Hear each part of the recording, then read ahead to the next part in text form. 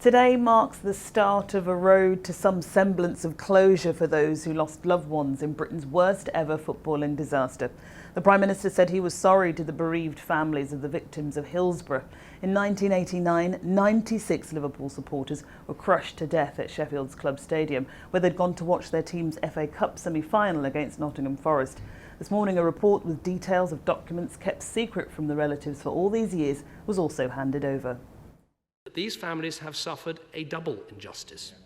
The injustice of the appalling events, the failure of the state to protect their loved ones, and the indefensible wait to get to the truth, and then the injustice of the denigration of the deceased, that they were somehow at fault for their own deaths.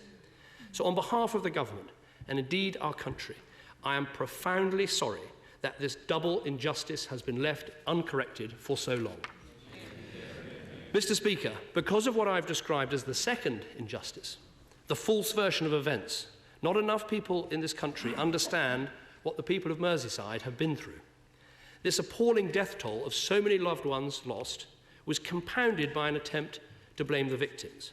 A narrative about hooliganism on that day was created, which led many in the country to accept that somehow it was a grey area. Today's report is black and white. The Liverpool fans were not the cause of the disaster. The panel has quite simply found no evidence in support of allegations of exceptional levels of drunkenness, ticketlessness or violence amongst Liverpool fans.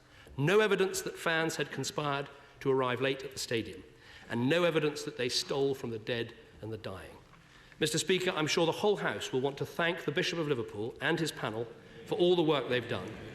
And I'm sure that all sides will join with me in paying tribute to the incredible strength and dignity of the Hillsborough families and the community which has backed them in their long search for justice. While nothing can ever bring back those that were lost, with all the documents revealed, nothing held back, the families at last have access to the truth. And I commend this statement to the House.